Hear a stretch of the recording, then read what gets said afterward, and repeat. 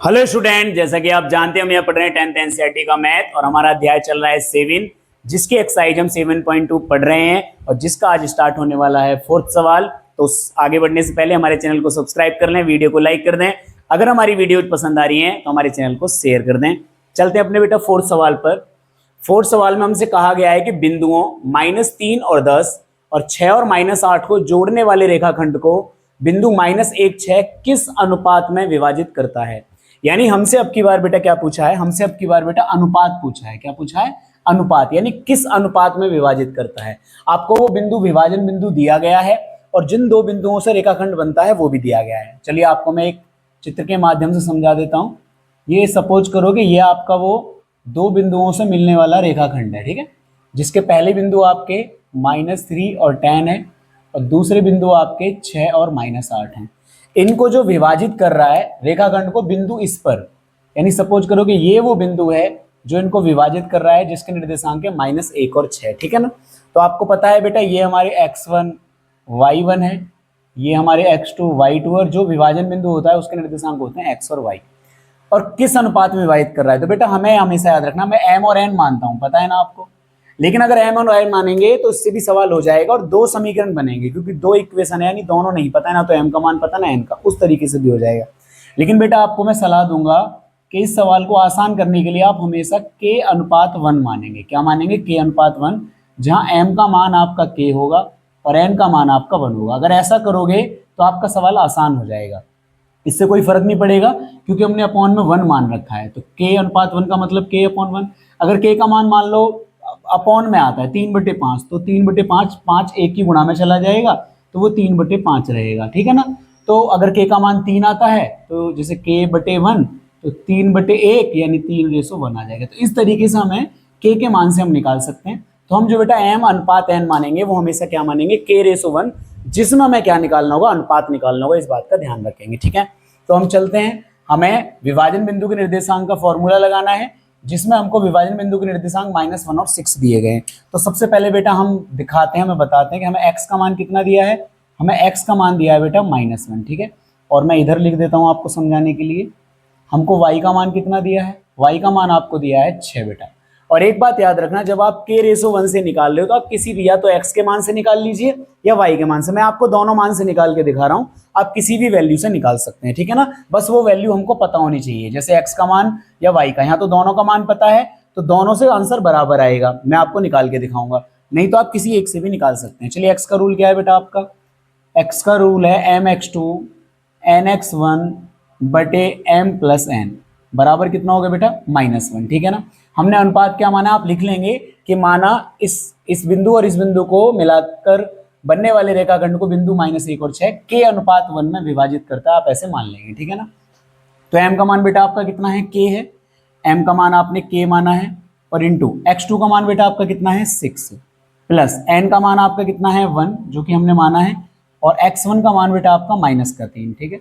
और नीचे हो गया m+n यानी k+1 बराबर में बेटा कितना हो गया? -1, ठीक है। चलिए ये हो गया बेटा आपका 6k और ये minus plus minus minus 6k -3, यहाँ सॉरी 1 रह गया, तो ये हो गया आपका k+1 बराबर -1। क्रॉस मल्टीप्लाई कर लेंगे तो देखिए 6k -3, -1 की k में मल्टीप्लाई हुई तो -k की +1 में हुई तो -1। अब इधर देखिए -k है तो इधर किस में आ गया? +k। इधर आपका -1 और -3 इधर किस में चला गया बेटा? +3 में। तो ये आपका 6k और 1k कितना हो गया? 7k, और -1 में से 3 गया तो कितना बचा? 2। बेटा आपका k का मान देखिए कितना आ गया? 2/7। तो आपका k का मान बेटा कितना आया है? 2/7। इधर भी आपको निकाल के दिखाते हैं, इससे भी 2/7 ही आना चाहिए। तो y का जो आपके विभाजन बिंदु है x और y, ठीक है ना, तो y का विभाजन बिंदु के निर्देशांक का फॉर्मूला लगा रहे हैं। n/2 ny1 m+n बराबर हमको कितना दिया है? 6। m का मान आपका बेटा k है, y2 का मान आपका -8 है, प्लस n का मान 1 और y1 का मान आपका 10 है, और बटे बेटा m+n यानी k+1 बराबर हो गया आपका 6। इसकी मल्टीप्लाई करेंगे तो -8k प्लस का 10 और 6 की इसमें मल्टीप्लाई करेंगे तो 6k और 6 एकम 6। चलिए -8k, इस 6k को इधर ले आइए तो माइनस में आ जाएगा, उधर बेटा 6 और ये प्लस का 10 इधर चला जाएगा -10 में। तो -8 -6 कितना हो गया? -14k। 6 में से 10 गए तो बेटा कितना हो गया? -4। माइनस से कट गया माइनस, के बराबर बेटा 4 के बटे में आ गया 14, 2 दूनी 4, 2 सत्ते 14, तो के का मान यहाँ पे भी बेटा कितना आ गया 2/7। तो हमने क्या बताया, जब आपको दोनों विभाजन बिंदु दिए होंगे एक्स और वाई, तो आप किसी भी एक से निकाल सकते हो अगर आप k/1 मानते हो। क्या मानते हो? k/1। अगर आप m और n मानते हो, क्या मानते हो? m और n। तो एक समीकरण यहाँ बनेगी, एक समीकरण यहाँ बनेगी, फिर आप उसको विलोपन विधि या प्रतिस्थापन विधि से सॉल्व कर सकते हैं। मेरी तरफ से इजी तरीका यही है कि आप k/1 माने और किसी भी एक से निकाल सकते हैं, x से भी और y से भी, बहुत आराम से निकल सकता है। ठीक है ना। तो बेटा हमें क्या पता लग गया कि हमारा जो रेशो है, अनुपात जो है, जिस अनुपात में वो विभाजित कर रहा है, हमारा अनुपात था बेटा k/1। तो k अनुपात का मतलब है हमारा आया है 2/7/1। तो 7 की इसमें मल्टीप्लाई हो जाएगी, तो ये हो जाएगा 2/7, और बट्टे का 7 क्या हो जाता है? चला जाता है, जो भी हम कॉमन लेते हैं। ठीक है ना। तो ये आ गया आपका 2/7 बेटा। आ गया समझ में? क्लियर? तो ये हमारा अनुपात आ गया 2/7। अगर तुमको ऐसे समझ में नहीं आ रहा तो ऐसे समझ लो, रेशो वाले को हम बट्टे में लिख सकते हैं। ये 2/7/1 था, तो 7 नीचे 1 की गुणा में चला गया, तो आपका 2/7 आ गया। तो इस तरीके से भी समझ सकते हो। तो ये बेटा हमारा आंसर हो गया 2/7। इसको लो मैं नीले मार्कर से भी लिख देता हूँ, 2/7। उम्मीद है समझ में आ गया होगा। तो इस तरीके से बेटा आपका चौथा सवाल खत्म होता है। अब चलते हैं अपने 5वें सवाल पर। तो बेटा ये है आपका 5वां सवाल। इसमें कह रहा है कि वह अनुपात ज्ञात कीजिए जिसमें बिंदुओं ए और बी को मिलाने वाले मिलाने वाला रेखाखंड एक्स अक्ष से विभाजित होता है। यानी इन दोनों को मिलाने वाला रेखाखंड एक्स अक्ष से कट रहा है। तो आप सपोज कीजिए कि कोई ये दो बिंदु है, ये आप ए मान लीजिए और ये आप बी मान लीजिए। एक्स अक्ष से कटना तो एक्स अक्ष ऐसे होता, तो इसलिए मैं टेढ़ा मान लो, सीधा मान लो, कैसा भी मान लो, है ना। ये आपका ए बिंदु है जिसके निर्देशांक 1 और -5 है। ये आपका बी बिंदु है जिसके निर्देशांक -4 और 5 है। ये आपका x1 का मान होता है, ये आपका y1 का मान, ये आपका x2 और ये आपका y2। तो कोई x अक्ष है, यानी x अक्ष मान लो ऐसे ही तो जाता है इधर से सीधा। x अक्ष पर स्थित कोई बिंदु है, x अक्ष से विभाजित हो रहा है, तो x अक्ष इसको काट रहा है, तो x अक्ष पर स्थित कोई बिंदु है ये।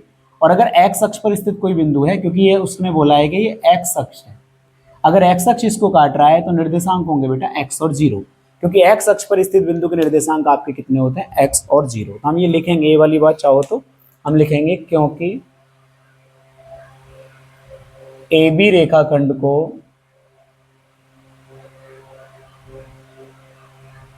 x अक्ष विभाजित करता है,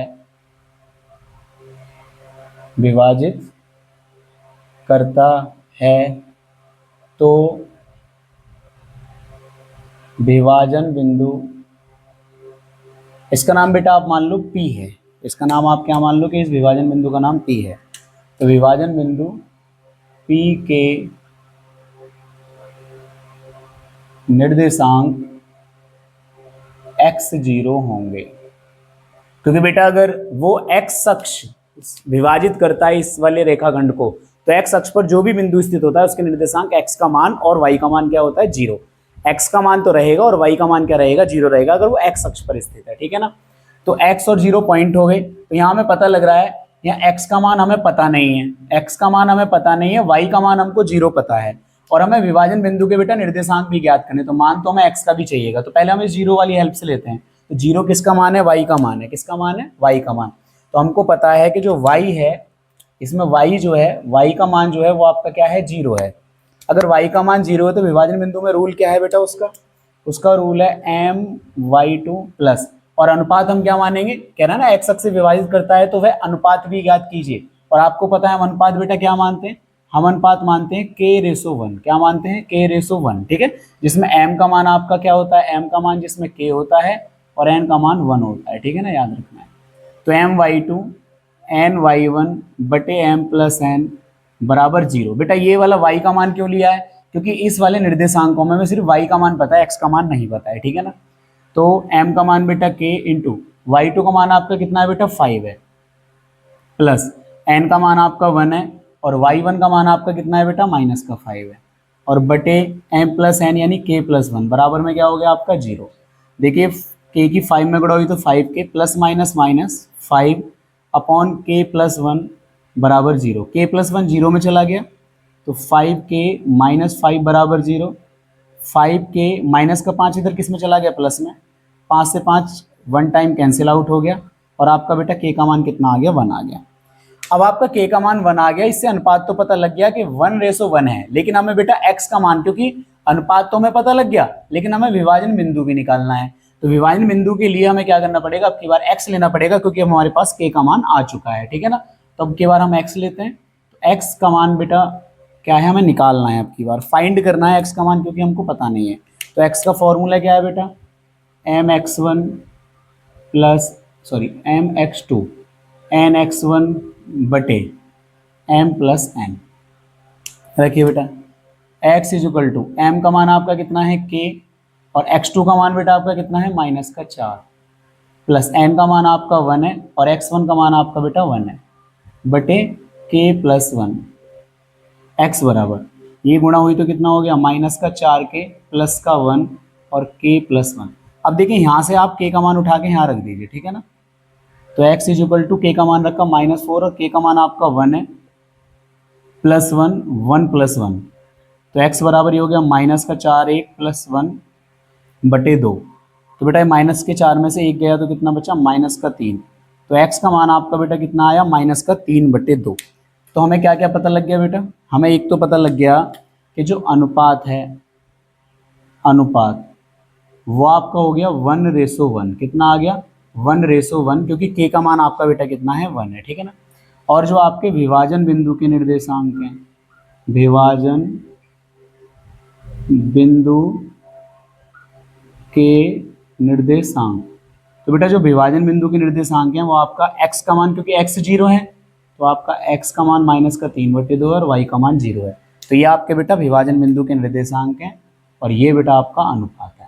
तो इस तरीके से बेटा आपके दोनों आंसर हो चुके हैं, जहां आपका अनुपात भी आ चुका है और विभाजन बिंदु के निर्देशांक भी आ चुके हैं।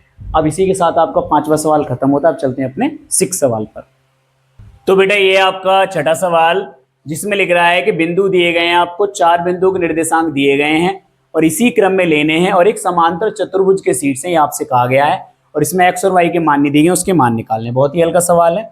समांतर चतुर्भुज का आपको एक कॉन्सेप्ट पता होना चाहिए बेटा। उससे पहले हम एक चित्र बना लेते हैं जिससे आपको समझ में आए कि आपका एक समांतर चतुर्भुज है। समांतर चतुर्भुज में चारों कोण समकोण नहीं होते हैं, चारों कोण बराबर नहीं होते हैं, याद रखना है। इसी क्रम में लेने, तो उसने नाम दिया है ए, हम नाम मान लेते हैं A B C D, तभी हम क्रम ले पाएंगे। तो A के निर्देशांक उसने बेटा 1 और 2 क्रम लेना है, B के निर्देशांक 4 और y, C के निर्देशांक x और 6, D के निर्देशांक 3 और 5 इसी क्रम में लेने हैं, और एक समांतर चतुर्भुज के शीर्ष हैं, तो x और y का मान ज्ञात करना है। अब देखिए x और y का मान आप कई तरीकों से ज्ञात कर सकते हो। या तो आप समांतर चतुर्भुज में आमने सामने की भुजाएं बराबर होती हैं, आप सारी दूरियां निकालिए 4, उससे 2 समीकरण बनेंगे, उससे सॉल्व कर लीजिए, लेकिन वो लंबा प्रोसेस है। एक प्रोसेस अगर आपको पता है तो वो मैं बता रहा हूं, या आप लिख लेना चाहें नोट करके, कि क्योंकि जो समांतर चतुर्भुज होता है, चाहे वो बेटा समांतर चतुर्भुज हो, चाहे वो वर्ग हो, चाहे वो आयत हो, है ना, चाहे वो समचतुर्भुज हो, कोई सी भी आकृति उन चारों में से जो मैंने आपको 7.1 में पढ़ाई थी, क्योंकि समांतर चतुर्भुज के यानी सभी जितनी भी ये चारों आकृति हैं, सभी के विकर्ण परस्पर, क्योंकि समांतर चतुर्भुज के विकर्ण परस्पर समद्विभाजित होते हैं, परस्पर समद्विभाजित होते हैं। कहने का मकसद है कि समांतर चतुर्भुज के जो विकर्ण होते हैं, अगर आप उन दोनों विकर्णों को आपस में मिलाओगे इस तरीके से, तो दोनों एक दूसरे को जिस बिंदु पर काटते हैं वो बिंदु आपका कटान बिंदु होता है, जिसको मैंने सपोज करो O मान लिया। और हमने पढ़ा है कि जो समांतर चतुर्भुज के विकर्ण होते हैं वो परस्पर समद्विभाजित होते हैं, लेकिन बराबर नहीं होते, याद रखना, लेकिन बराबर नहीं होते हैं, क्योंकि अगर बराबर हो गए तो वो बेटा आयत बन जाता है, लेकिन बराबर नहीं होते हैं, बस समद्विभाजित होते हैं। समद्विभाजित का मतलब है कि अगर ये वाला विकर्ण सपोज करो कि 6 सेंटीमीटर का है, कितने का, और ये वाला विकर्ण सपोज करो कि 8 सेंटीमीटर का है, तो दोनों बराबर तो है नहीं, क्योंकि ये 6 सेंटीमीटर का है, ये 8 सेंटीमीटर का है, ये दोनों बराबर तो नहीं है, लेकिन एक दूसरे को समद्विभाजित कर रहे हैं, यानी इस पॉइंट पे समद्विभाजित करेंगे। ये 6 का है तो ये 3 का हो जाएगा, ये 8 का है तो ये 4 का हो जाएगा। अगर बेटा ये आयत होता, क्या होता, आयत, तो दोनों बराबर के होते, 6 सेंटीमीटर 6 सेंटीमीटर, विकर्णों की लंबाई बराबर होती है, दोनों एक दूसरे को समद्विभाजित करते तो ये 3 का, ये 3 का, ये 3 का, ये हो जाता। बस यहाँ फर्क ये है कि दोनों विकर्ण बेशक बराबर ना होते हों, लेकिन जहां वो काटते हैं एक दूसरे को, उसके बाद वे अपने आप को दोनों एक दूसरे को समद्विभाजित कर देते हैं। ठीक है ना। इससे हमें ये समझ में आता है कि ये जो पॉइंट है बेटा ओ, वो ए सी का भी मध्य बिंदु है और आपका बी डी का भी मध्य बिंदु है। यानी हम इस प्रकार कह सकते हैं, अतः इस प्रकार, यहां लिख दो चाहे, अतः इस प्रकार बिंदु ओ जो है, बिंदु ओ एसी एवं बीडी का मध्य बिंदु है, क्योंकि दोनों विकर्णों का क्या है, ये मध्य बिंदु है, तो ए बी का भी और बी सी का भी। तो हम ओ के बारे में क्या बात पता कर ली हमने ओ के बारे में बता लिया कि ओ जो है वो ए सी का मध्य बिंदु है, ए सी का मध्य बिंदु है, और बेटा बी डी का भी क्या है, मध्य बिंदु है, बी डी का भी क्या है, मध्य बिंदु है। और बेटा हमने मध्य बिंदु के निर्देशांक आपको पढ़ाए थे, क्या लिख बताए थे हमने पढ़ाया था कि जो मध्य बिंदु के निर्देशांक होते हैं बेटा, वो एक्स अक्ष के दोनों, जो एक्स अक्ष के दोनों निर्देशांक होते हैं उनको ऐड करके आधा कर दो, और जो जैसे इनका, और जो वाई अक्ष के होते हैं उनको भी आधा कर दो जोड़कर। ये क्या आपके मध्य बिंदु होते हैं। मध्य बिंदु हमने आपको निकालने भी बताए थे 1:1 करके। ठीक है ना। तो अब चलिए फॉर्मूला लगाएंगे। आपका यहाँ बताइए x1 + x2 AC के लिए, AC पे आ जाइए, AC पर एक निर्देशांक ये रहे आपके, C के ये रहे, तो x वालों को ऐड कर दीजिए, तो ये क्या हो गया 1 + x और बटे 2, y वालों को ऐड कर दीजिए 2 + 6 बटे 2। चलिए BD पे आ जाइए, क्योंकि मध्य बिंदु दोनों में यही होते हैं, x वाले जोड़ दो, y वाले जोड़ के आधा कर दो। तो इस वाले में x वाले जोड़ते हैं तो बेटा हो गया 4 + 3 बटे 2, और अगर हम y वाले जोड़ेंगे तो 5 + y बटे 2। तो इस तरीके से बेटा आपके दोनों तरफ जुड़ गए और बराबर में चलते रहेंगे। चलिए सॉल्व कीजिए, थोड़ा छोटा कर लेते हैं जिससे बड़ा ना हो सवाल। ठीक है ना, फिर आएगा ही नहीं नीचे। चलिए ये आपका सॉल्व नहीं हो सकता, तो ये 1 + x बटे 2, ये आपका 6 और 2 8 बटे 2, ये आपका हो गया 7 बटे 2, और ये हो गया 5 + y बटे 2। ये आपका हो गया 2 चौक 8, तो ये हो गया आपका 1 + x बटे 2, ये हो गया आपका 4, ये हो गया आपका 7 बटे 2, और ये हो गया 5 + y/2। इसके बाद बेटा एक चीज गौर से देखेंगे, अब हम निर्देशांकों की तुलना करना सीख रहे हैं बेटा। हम कैसे करते हैं, जब दो निर्देशांक आपस में बराबर हैं, एक निर्देशांक ये रहा और एक निर्देशांक ये रहा, जब दो निर्देशांक आपस में बराबर हों तो हम हमेशा x वाले को x वाले के साथ तुलना करेंगे, y वाले की y वाले के साथ तुलना करेंगे। तो निर्देशांशों की, जब बेटा दो अक्ष के निर्देशांक होते हैं तो या तो निर्देशांशों बोल दो या निर्देशांक बोल दो, निर्देशांशों की तुलना करने पर। ठीक है, जब हम ऐसा करेंगे तो 1 + x, ये वाला x जो है वो किसके बराबर हो जाएगा, इसके, और ये वाला जो आपका ये वाला है ये किसके बराबर हो जाएगा, इसके, क्योंकि y वाला y के बराबर, x वाला, जब भी तो ये आपस में बराबर है, क्योंकि ये दोनों बराबर है तो ये भी दोनों बराबर है। तो ये आ गया आपका 1 + x बटे 2 बराबर, बेटा यहाँ आ गया 7 बटे 2, 2 से कट गया 2, तो 1 + x बराबर 7, तो x बराबर आ गया 7 - 1, तो x बराबर बेटा आपका आ गया 6। जब आपका x बराबर 6 आ गया, अब हम लेते हैं दूसरे वाला, ये 4 है और ये 5 + y/2 है। एक तरीके से आपका कितना हो गया, 5 + y/2 बराबर 4। किसी को भी आगे पीछे लिख सकते हैं, कोई दिक्कत नहीं है। ठीक है, 4 के मल्टीप्लाई कीजिए तो 4 दूनी बेटा कितना हो गया 8, और y बराबर 8 के माइनस में चला गया 5, तो y का मान बेटा आपका कितना हो गया 3। अब y का मान आपका 3 आ गया, x का मान आपका 6 आ गया। हमसे यही दोनों चीज पूछी थी उसने कि x का मान बताओ और y का मान बताओ, तो बेटा हमने ज्ञात कर लिया कि x का मान 6 है और y का मान 3 है। और आपको समझ में आ गया होगा कि अगर हम इस तरीके से समांतर चतुर्भुज के विकर्णों के रूल से अगर इस सवाल को हल करते हैं मध्य बिंदु मान के, तो उससे बहुत आसानी से हल हो जाता है और एक्स वाई के मान आ जाते हैं। दूरियों से भी हो सकते हैं कि आप है ना ये वाली दूरी निकालो इसके बराबर में रखो, ये वाली दूरी निकालो इसके बराबर में रखो, दो समीकरण बनेंगे। विलोपन या प्रतिस्थापन विधि से कर लो, वो थोड़ा लंबा प्रोसेस है, तो ये बहुत आसान है। आप इस कॉन्सेप्ट को लिख के बता सकते हैं। और मध्य बिंदु के निर्देशांक का फॉर्मूला मैं आपको पहले भी बता चुका हूं। इसी के साथ आपका बेटा छठा सवाल खत्म होता है। अब चलते हैं अपने सातवें सवाल पर। ये बेटा आपका सातवां सवाल है, जहां लिख रहा है बिंदु ए के निर्देशांक ज्ञात करिए, जहां ए बी एक वृत्त का व्यास है जिसका केंद्र 2 - 3 है तथा बी के निर्देशांक 1 और 4 हैं। यानी एक ए के निर्देशांक ज्ञात करने हैं जहां ए बी एक वृत्त का व्यास है। तो सपोज करोगे बेटा ए बी एक क्या है, एक वृत्त है, आप एक वृत्त बना लो, ए बी एक वृत्त का व्यास है, तो एक वृत्त बना लो और उसमें एक आपको व्यास बना लेना है। तो हमने सपोज करा कि ये हमारा बेटा व्यास है जो वृत्त के केंद्र से होकर जाता है, ये आपको भी पता होगा। तो ये ए बी एक वृत्त का व्यास है जिस हो गया, और जिसका केंद्र 2 और -3 है। तो बेटा ये हमें केंद्र दिया है 2 और -3, जिसको हम O मान लेते हैं, ठीक है। और B के निर्देशांक आपको 1 और 4 दिए हैं, और A के निर्देशांक हमको फाइंड करने हैं, जिसको मैं मान लेता हूं X और Y। A के निर्देशांक हमें ज्ञात करने हैं, और A भी एक वृत्त का व्यास है जो कि मैंने बना लिया, और केंद्र आपको 2 और -3 दिया है, और B के निर्देशांक 1 और 4 है। आपको पता होगा क्योंकि वृत्तानुसार, वृत्त के अनुसार जो आपकी OA है वो क्या है, OB। क्यों बेटा? क्योंकि ये दोनों त्रिज्या, वृत्त की त्रिज्या हैं। क्या है? ये दोनों वृत्त की त्रिज्या हैं। आपको पता है केंद्र से कोई लाइन अगर आप वृत्त की परिधि पर मिला दो, चाहे यहाँ मिला दो, अगर आप यहाँ भी मिला दो तो ये भी, यहाँ भी मिला दो तो ये भी, यहाँ भी मिला दो तो ये भी, वृत्त के केंद्र से आप वृत्त की परिधि पर कोई भी लाइन मिलाओगे तो वो आपकी त्रिज्या कहलाती है। अगर आप देखो वृत्त के केंद्र से मैं देखूं, जिसको मैंने यहाँ O माना है, ब्लैक मार्कर से लिख लेते हैं, तो O से लेके अगर A तक जाऊं तो ये भी त्रिज्या है, O से लेके B तक जाऊं तो ये भी एक त्रिज्या है। हमने कहा कि OA जो है वो OB के क्या है, बराबर है। हम ये कौन सा वाला रूल लगा सकते हैं, यहाँ हम दोनों की दूरियां निकाल के भी इसको सॉल्व कर सकते हैं। एक तरीका और समझिए, जब यहाँ इस वाले O से AB का बिल्कुल केंद्र बन रहा है, तो इसका मतलब A से लेके O तक दूरी बराबर है और B से लेके O तक दूरी बराबर है। इसका मतलब ये AB का क्या हुआ, मध्य बिंदु हुआ। बेटा O के बारे में हमें क्या पता लगा, जो आपका O है, क्या है O, वो वृत्त, सॉरी, व्यास AB का, क्या, व्यास AB का मध्य बिंदु है,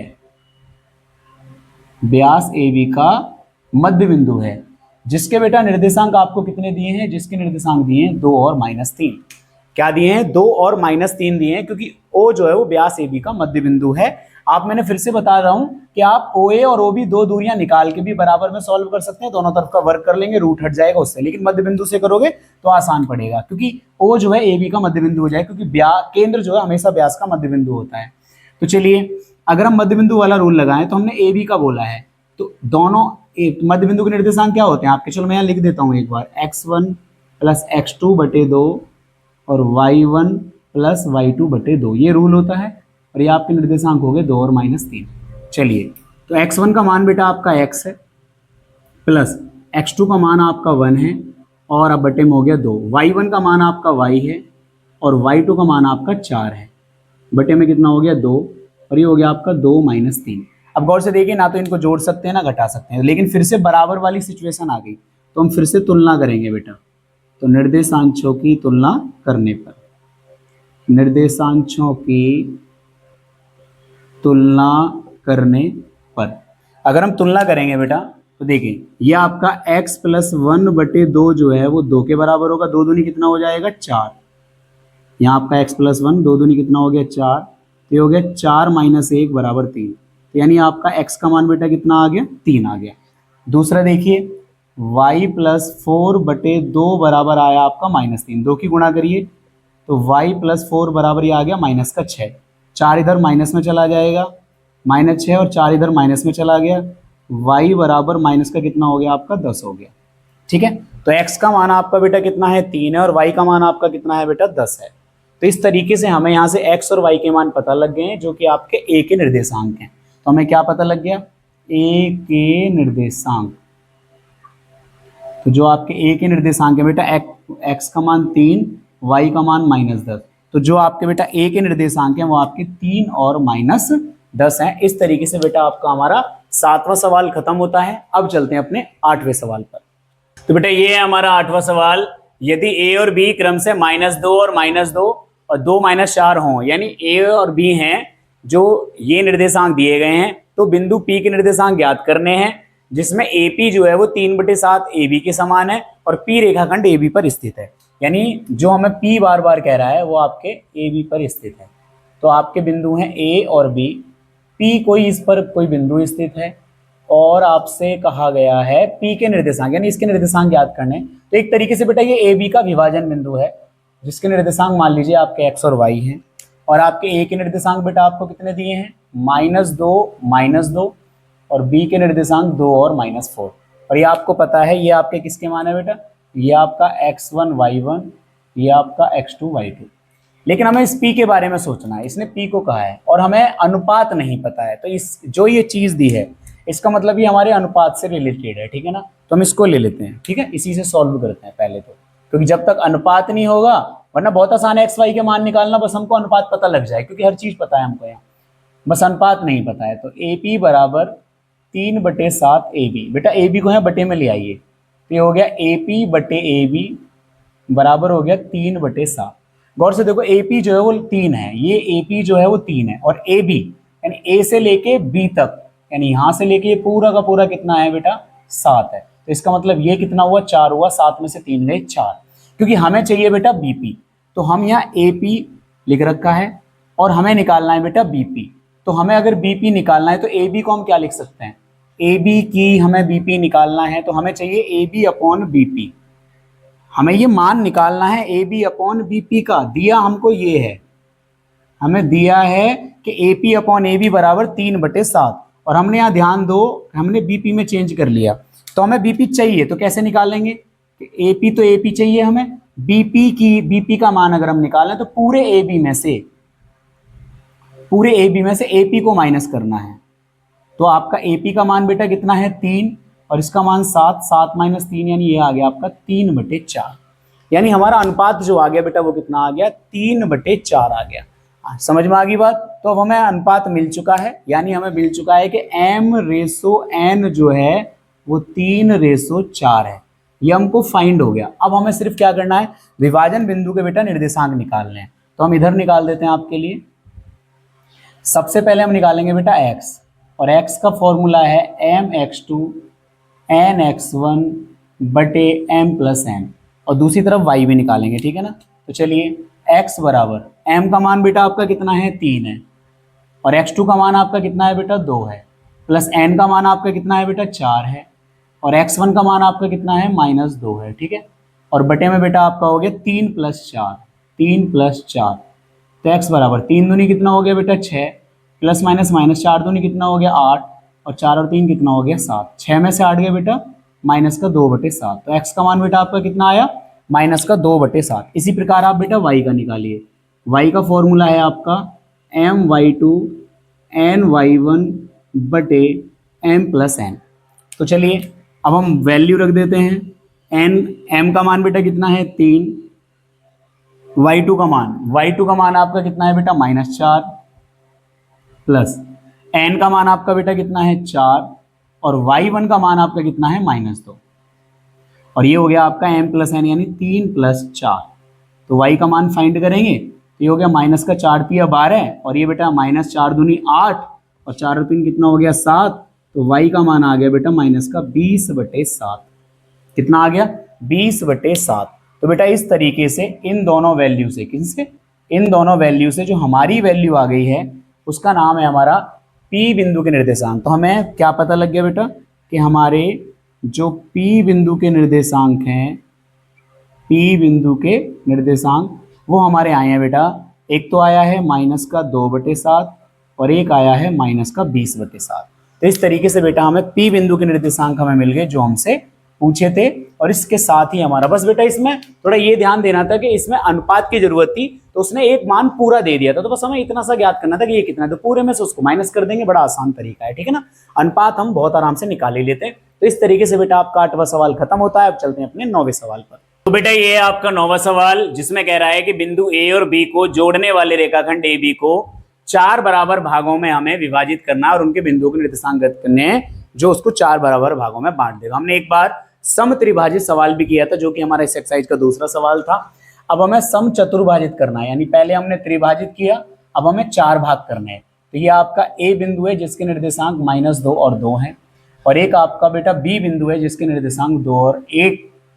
अब इसके हमें 4 भाग करने हैं। तो सपोज करो हम पहला भाग मान लेते हैं, चारों बराबर भाग हैं 2 और 3। अब 4 अगर बराबर भाग हैं तो बेटा अनुपात भी चारों बराबर होंगे, 1 1 1। ये हमने बताया था अगर बराबर हैं तो सबका अनुपात एक जैसा होगा, ठीक है ना। अब यहाँ हम कोई नाम मान लीजिए, जिन बिंदुओं के आपको नाम मानने उनके नाम मान लीजिए। इस बिंदु का नाम हम मान लेते हैं बेटा, क्या मान लें, इसका नाम मान लेते हैं हम m, इसका नाम मान लेते हैं हम n, इसका नाम मान लेते हैं हम p। तो m n p हैं। इन सबके निर्देशांक भी बेटा आपको मानने पड़ेंगे। तो इनके निर्देशांक हम इसके वाले के मान लेते हैं x और y, इसके मान लेते हैं हम a और b, इसके मान लेते हैं हम e और f, ठीक है ना। हमने सबके अलग अलग मान लिए, इसके मान लिए x और y, इसके मान लिए a और b, इसके मान लिए e और f। आप कुछ और भी मान सकते हो, ठीक है ना। इस तरीके से बेटा हमें यहाँ ये तीनों बिंदु के निर्देशांक निकालने, तो हम एक एक बिंदु को लेंगे और उनके निर्देशांक निकालेंगे। बहुत ही सवाल आसान है, अनुपात बनाते जाइए, सवाल करते जाइए। तो हम सबसे पहले वाला चित्र लेते हैं, यानी पहले वाले m बिंदु के लिए निकालते हैं। तो सबसे पहले हमने कौन सा बिंदु लिया बेटा, सबसे पहले हम ले रहे हैं बेटा m बिंदु। तो हम सबसे पहले m बिंदु के लिए करते हैं, m बिंदु के लिए करेंगे। तो m बिंदु के लिए बेटा चित्र क्या है आपका, m बिंदु के लिए आपका चित्र है ये, जहां आपको बेटा a और b दिया गया है और आपको निर्देशांक आपको m के लेने हैं। तो m ये रहा। तो अनुपात अगर बताओगे तो यहाँ अनुपात 1 हो गया बेटा, और m से आगे 1 2 3, m से आगे b तक आपका 3 हो गया।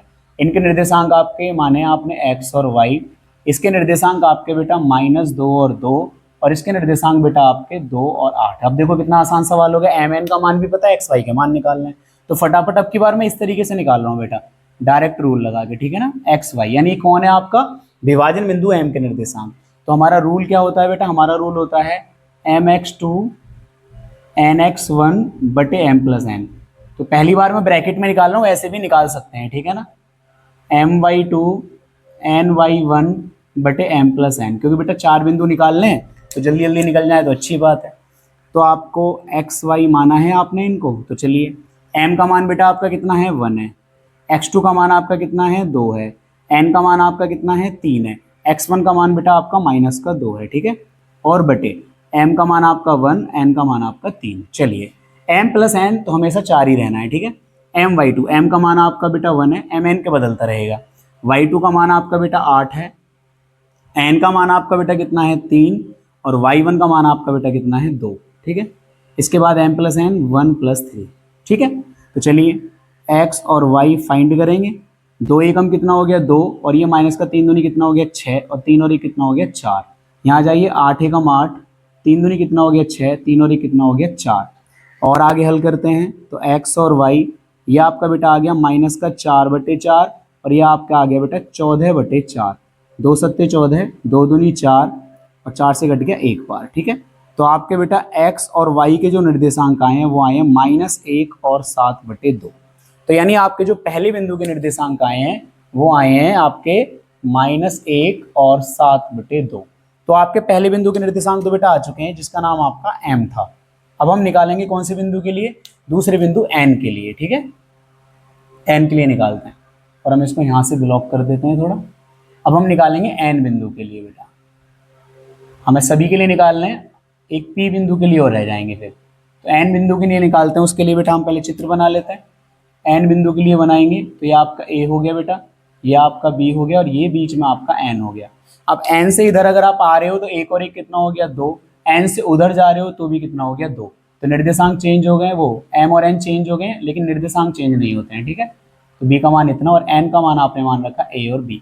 तो हमारा रूल क्या बना बेटा, a और b यानी विभाजन बिंदु के निर्देशांक। फॉर्मूला आपका क्या है mx2, क्या है आपका mx2, तो क्या है mx2 प्लस nx1 बटे m प्लस n, और ये है आपका my2 ny1 बटे m प्लस n, ठीक है। चलिए a और b के मान ज्ञात कर रहे हैं हम। तो चलिए m का मान आपका कितना है बेटा 2, x2 का मान आपका कितना है 2, n का मान आपका कितना है 2, और x1 का मान आपका बेटा कितना है -2, ठीक है। x2 x1 y1 y2 का मान नहीं चेंज होंगे। ये हो गया आपका 2 + 2। m का मान बेटा कितना है आपका 2, y2 का मान आपका कितना है बेटा 8, n का मान आपका कितना है 2, और y1 का मान आपका कितना है 2, बटे में हो गया 2 + 2। ये आपका हो गया ए बी। 2 दूनी कितना हो गया बेटा 4, ये माइनस का 2 दूनी 4, और 2 और 2 कितना हो गया 4, 8 दूनी 16, 2 दूनी 4, और 2 और 2 कितना हो गया 4। तो ये आपका आ गया ए और बी और 4 में से 4 गए 0, 0/4 और ये 16 और 4 20/4, 4 पंजे हो गया 20। तो आपके बेटा ए और बी के निर्देशांक आपके जो आए हैं वो आए हैं 0 और 5। तो आपके इसके निर्देशांक बेटा कितने आ गए 0 और 5, जो आपका दूसरा बिंदु है। तो दूसरे विभाजन बिंदु के भी निर्देशांक हमारे आ चुके हैं। अब चलते हैं बेटा अपने तीसरे बिंदु पर। तीसरा बिंदु हमारा क्या है पी है, तो इसको थोड़ा छोटा कर लेते हैं जिससे हमारे आ जाए 2 × 8। इसको थोड़ा छोटा छोटा लिख लेते हैं, 2 × 8 प्लस 2 × 2 और बटे 2 + 2। तो अब हमें निकालना है बेटा तीसरा पी बिंदु। क्या निकालना है, अब हमें तीसरा पी बिंदु निकालना है। तो अब हम निकालेंगे पी बिंदु के लिए, जो हमने तीसरा बिंदु माना है उस बिंदु के निर्देशांक और निकालने हैं, क्योंकि हमसे उसने सभी बिंदुओं के निर्देशांक पूछे थे। इसका उसी तो समझ में आएगा अनुपात। ए के निर्देशांक आपके कितने हैं बेटा -2 और 2, और बी के निर्देशांक आपके कितने हैं 2 और 8, और आपने इधर क्या माना बेटा पी बिंदु, जिसके निर्देशांक आपने मान रखे हैं बेटा ई और एफ। ठीक है, तो देखिए जब आप पी से इधर जा रहे हो तो 3 आ रहा है, पी से इधर जा रहे हो तो 1 आ रहा है, तो मिल गया अनुपात। ई और एफ का फॉर्मूला लगा लेंगे, ई और एफ का फॉर्मूला यानी विभाजन बिंदु का फॉर्मूला। तो वो फॉर्मूला है आपका mx2 + nx1 बटे m + n, और ये हो जाएगा आपका my2 + ny1 बटे m + n। चलिए फॉर्मूला लगाते हैं फटाफट। ई और एफ, m का मान आपका बेटा 3, x2 का मान आपका 2, n का मान आपका 1, x1 का मान आपका -2, जो कि हमेशा से है। m + n हो गया 3 + 1। चलिए m का मान आपका बेटा 3, y2 का मान आपका 8, n का मान आपका 1 और y1 का मान आपका 2, और बटे 3 + 1। चलिए आगे चलते हैं e और f का मान निकालने के लिए। 3 दूनी कितना हो गया 6, माइनस लगेगा प्लस माइनस, 2 एकम 2, 3 और 1 4, 8 तिया 24, 2 एकम 2, 3 और 1 4। तो ये हो गया आपका e और f कितना आया, यहाँ आया 4/4, 24 और 2 26/4, 4 से 4 एक बार कट गया, यहाँ हो गया आपका 2 से 13 बार, 2 से 2 बार। तो आपका e और f बेटा कितना आया, यहाँ आया 1 और 13/2। तो आपका बेटा कितना निर्देशांक आए 1 और 13/2। तो इस तरीके से बेटा आपके तीनों विभाजन बिंदु के निर्देशांक आ चुके हैं, जिसमें आपका पहला विभाजन बिंदु बेटा ये रहा, दूसरे विभाजन बिंदु का निर्देशांक ये रहा, और तीसरे विभाजन बिंदु का निर्देशांक ये रहा। यानी हमें तीनों के मिल चुके हैं। m के जो निर्देशांक मिले हैं वो हमको मिले हैं -1 और 7/2, -1 और 7/2। और जो आपके n के मिले हैं आपके 0 और 5, 0 और 5, और जो आपका p है बेटा उसके मिले हैं 1 और 13/2। तो इस तरीके से बेटा हमने तीनों बिंदुओं विभाजन बिंदुओं के निर्देशांक निकाल लिए हैं। इसी तरीके से आप बड़े आसानी से कर सकते हो, बस आपको अनुपात को देखना है, बाकी तो कुछ भी चेंज नहीं होना है, बिंदु मानिए और उनको निकालिए। तो इस तरीके से बेटा आपका 9वां सवाल खत्म होता है। अब इस एक्सरसाइज के आपके आखिरी सवाल पर चलते हैं, 10वें सवाल पर। तो ये है बेटा आपका 10वां सवाल, जिसमें एक समचतुर्भुज का क्षेत्रफल आपसे पूछ रहा है और उसके शीर्ष इसी क्रम में आपको दे रखे हैं। समचतुर्भुज बेटा क्या होता है, समचतुर्भुज वो होता है जिसकी चारों भुजाएं बेटा आपस में बराबर होती हैं, जिसकी चारों भुजाएं आपस में बराबर होती हैं और जिसके विकर्ण एक दूसरे के बराबर नहीं होते हैं। ठीक है, और ये इसको बोलते हैं हम समचतुर्भुज को, जैसे मानो हम मान लें ए बी सी डी। समचतुर्भुज का जो क्षेत्रफल होता है बेटा उसका एक रूल होता है, आपकी बुक में संकेत में भी दिया गया है, जिसका रूल होता है 1/2 गुणा विकर्णों का गुणनफल। 1/2 गुणा विकर्णों का गुणनफल, ये बेटा होता है क्षेत्रफल। किसका होता है बेटा, ये आपका क्षेत्रफल होता है समचतुर्भुज का। समचतुर्भुज का क्षेत्रफल होता है 1/2 विकर्णों का गुणनफल। तो हमको क्या करना है, ए के निर्देशांक आपको कितने दिए हैं बेटा 3 और 0, बी के निर्देशांक आपको कितने दिए हैं 4 और 5, सी के निर्देशांक आपके -1 और 4, और डी के निर्देशांक आपके -2 और -1। और इसके बेटा जो आपके विकर्ण है, एक तो है आपका AC और एक है आपका BD। इन दोनों विकर्णों की लंबाई निकालना है और उन दोनों का गुणनफल में 1/2 की गुणा कर दें तो वो आपका क्या होता है, समचतुर्भुज का क्षेत्रफल होता है। तो हम चलिए सबसे पहले AC को फाइंड करते हैं।